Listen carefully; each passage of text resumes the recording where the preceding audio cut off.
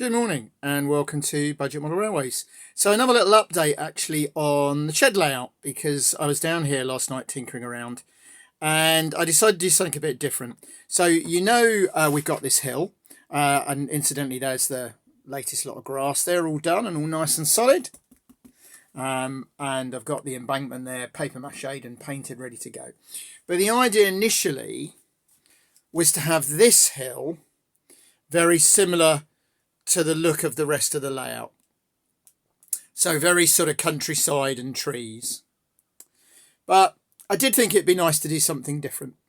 So what I had a look at was converting this area over the back into potentially a little bit of an army depot, a stores depot. Now, the thinking behind that was I've obviously got the little Austin Champ there that I spoke about. And people know I've got through my other hobby, I've got a bit of an interest in the military. And as I used to drive around the country in my old job, I used to see a lot of these funny little army compounds and stores scattered about. There was a wonderful one out the back of Taunton once. And quite a few of them were rail served. Certainly if you go back to the sort of 50s and 60s. So it occurred to me that what I could do is I could put a point in there, run a little siding in along the edge of the hill there. And then this can be a stores depot. So what you've got there is some cardboard shapes. So any scale models, as you know, I've pushed before, they make some really rather nice resin models. Not 3D printed, they're cast resin. And they do a number of industrial units that look just like the kind of military stores I'm familiar with. And they do quite a good little scout hut that would make a very good barracks and office. That again looks just like the kind of buildings I'm trying to do. So the idea is that's going to be a little bit of an army stores depot with its own siding. I looked online for chain link fencing and it's a horrendous price, about £16 a metre. And I remembered the late great John Winterburn, who's my wife's friend's dad, who passed away a few years ago.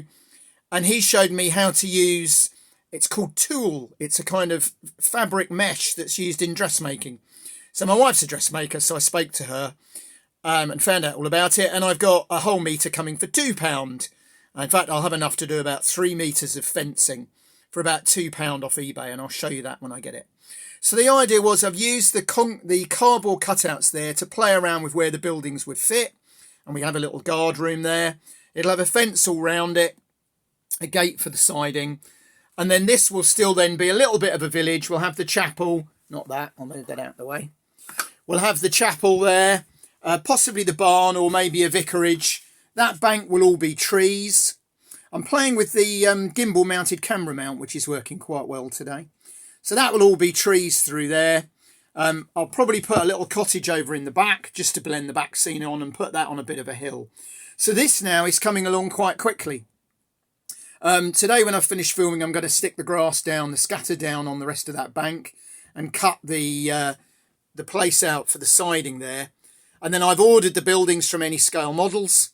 And once they come, they can be painted up and put in there. So it'll just be a little bit different. And then if I pan round here, you can see the felt tip mark that will show roughly where the road will go. So we'll have a nice windy road round there, probably be a little bit narrower than that. And then that will go over the bridge there and into the rest of the station. So there we go. More changes. I do tend to plan as I go along. I've had lots of people asking me for track plans for all sorts of layouts. And unfortunately, I'm not able to do that because, as you see, I don't plan. I tend to evolve as I go along. Also, I do use quite a mix of old track. I had somebody asking very politely on an old layout that I don't have anymore.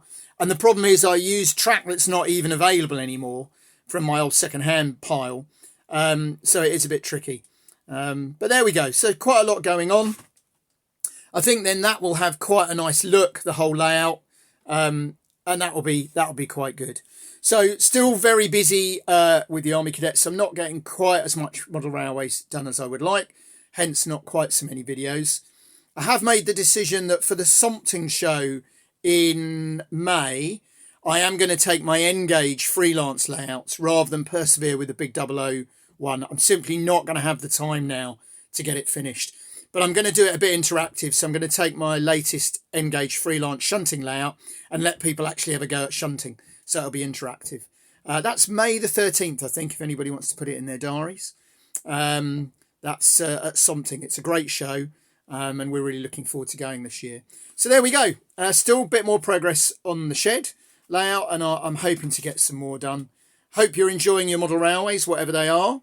Lots of comments floating around about how difficult that's getting to do that sensibly priced nowadays, especially with the new Hornby price rises. So hopefully we're doing our little bit for budget model railways, trying to do it a little bit cheaper. And I think that hill, considering that's just paper mache, cardboard and scatter, looks pretty good. Didn't really cost me hardly anything to do. So Budget Model Railways ethos is alive and well. Thanks for watching, and I'll speak to you again soon.